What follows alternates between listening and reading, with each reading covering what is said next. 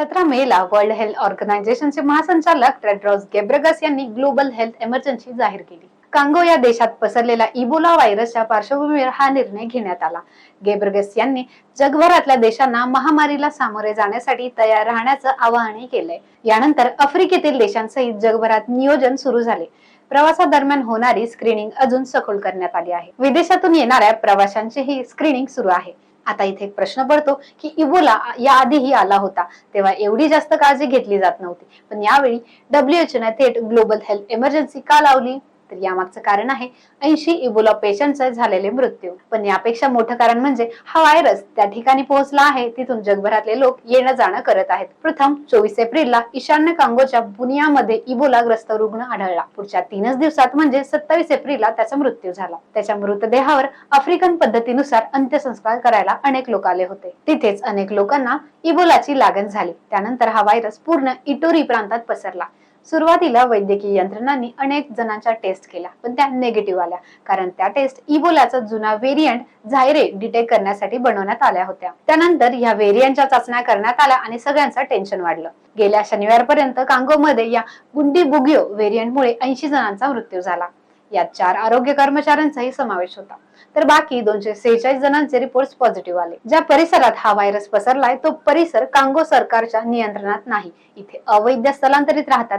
इथे illegal mining सारखे उद्योग सुरू असल्याने आजूबाजूच्या देशातले मजूर इथे काम करायला येतात आणि काही वेळाने आपल्या देशात परत जातात. हीच गोष्ट बाकीच्या देशांसाठी टेन्शन वाढवणारी आहे. तर आता इबोला व्हायरस आणि या बुंडीबुगियो व्हेरियंट बद्दल जाणून घेऊया. 1976 मध्ये पहिल्यांदाच इबोला या नदीच्या काठावर हा व्हायरस मिळाला. वटवाघळापासून हा आजार उत्पन्न झाला. याआधी असलेल्या 2000, 2014 आणि 2018च्या लाटेत या व्हायरसने जवळपास 14,000 रुग्णांचा जीव घेतला. आधीचा व्हेरियंट हा झायरे नावाचा होता, पण तो सुद्धा जीवघेणा होता. पण त्यावर इरवी नावाची लस उपलब्ध असल्याने त्याचा धोका कमी होता.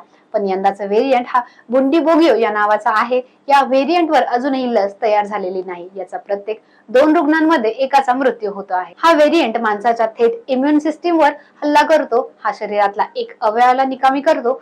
पूर्ण शरीरात इंटरनल ब्लिडिंग होते आणि त्यातच रुग्णाचा मृत्यू होतो. सुरुवातीला या व्हेरियंटची लक्षणं नॉर्मल फीवर सारखी असतात, पण काही वेळातच ती लक्षणे बदलून डायरिया होणं, उलट्या होणं, हिरड्यातून रक्त येणं, अंगाला खाज सुटणं, उलट्या करताना रक्त येणं यात बदलतात आणि 5 ते 10 दिवसातच रुग्णाचा मृत्यू होतो. हा व्हायरस कोरोना सारख्या हवेतून पसरत नसला तरीही लागण झालेल्या रुग्णाचा रक्त, लाळ, उलटी किंवा उपचारात असलेल्या वस्तूंशी संपर्क आला किंवा मृतदेहाच्या संपर्कात आल्याने हा व्हायरस पसरतो. कांगोमध्येच अंत्यविधीला आलेले लोक रुग्णाला अंघोळ घालतात आणि त्यामुळेच त्यांना बुंडीबुगियो लागण होतो. त्यामुळेच कांगोमध्ये हा व्हायरस वेगाने पसरतोय. WHO मते यंदाची ही लाट या आधीच्या तुलनेत खूप जास्त मोठी असू शकते आणि त्याचा धोका फक्त आफ्रिकन देशांपुरता मर्यादित नसून पूर्ण जगाची चिंता वाढवणारा आहे.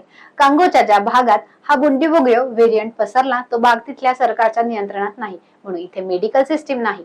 आधी इबोला व्हायरस ग्रामीण भागातच सक्रिय असायचा, पण यावेळी हा व्हायरस शहरी भागात वाढतोय. त्यामुळे पेशंट्सला शोधणं आणि उपचार करणं अवघड जात आहे. WHO मते यंदाचं व्हेरियंट रुग्णांच्या प्रवासाने जास्त देशांपर्यंत पोहोचण्याची शक्यता आहे. याचं कारण म्हणजे कांगोच्या खाणीत काम करणारे मजूर सीमा ओलांडून युगांडात पोहोचलेत.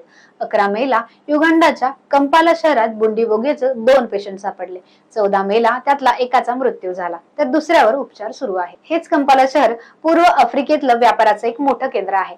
जवळपास 25 देशांमधले लोक इथे येणं जाणं करत असतात. आता हेच लोक स्थानिकांच्या संपर्कातून इन्फेक्टेड होण्याची आणि नंतर आपल्या देशात जाऊन इतर लोकांच्या संपर्कात येऊन व्हायरस वाढवण्याची शक्यता WHO ने व्यक्त केली. तसंच जसा कोरोना व्हायरस चीनमधून जगभरात पसरला होता, याच कारणांमुळे WHO ने ग्लोबल हेल्थ इमर्जन्सी लागू केली आहे. आता ही इमर्जन्सी म्हणजे काय ते समजून घेऊया. ही इमर्जन्सी म्हणजे पॅन्डेमिक सारखी परिस्थिती नसते.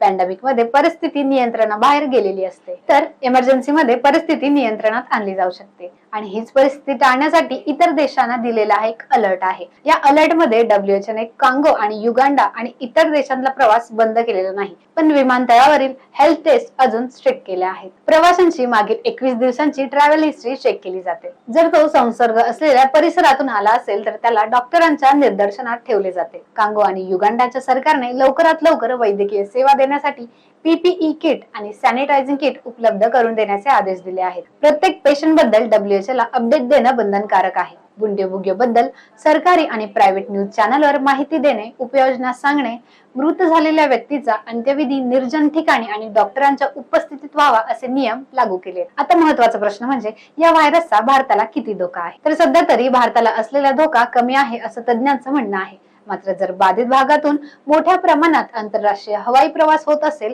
आणि लक्षणं स्पष्ट होण्यापूर्वीच एखादा इन्फेक्टेड प्रवासी भारतात आला असेल किंवा आरोग्य सेवा केंद्रांमध्ये संसर्ग नियंत्रण यशस्वी ठरत असेल तर धोका वाढतो. तर हा व्हायरस प्रवास करणाऱ्या लोकांमुळे बाकी देशातही पोहोचण्याची शक्यता असल्याने त्यांच्यासाठीही काही नियम सांगितले आहेत. जसं की विमानतळावर प्रवाशांची चाचणी घेणं, वैद्यकीय व्यवस्था आपत्तीजनक स्थिती कंट्रोलमध्ये आणण्यासाठी तयार ठेवणं, इमर्जन्सी टीम्स तयार ठेवणं, लॅबोरेटरी तयार ठेवणं, आयसोलेशन सेंटरचा सेटअप तयार ठेवणं, हेल्थ वर्कर्सला ट्रेनिंग देणं, वॅक्सिनच्या एक्सपेरिमेंटल टेस्टिंग सुरू करणं असे नियम लागू करण्यात आले आहेत. हे नियम भारतासाठीही लागू आहेत, परंतु जगभर पसरण्याची शक्यता नाकारता येत नसल्याचे WHO ने सांगितले.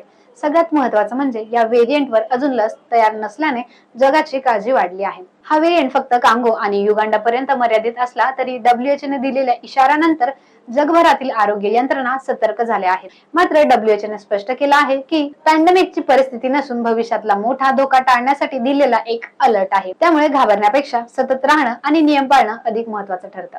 तुम्हाला ही माहिती कशी वाटली कमेंटमध्ये नक्की सांगा आणि चॅनलला सबस्क्राईब करा.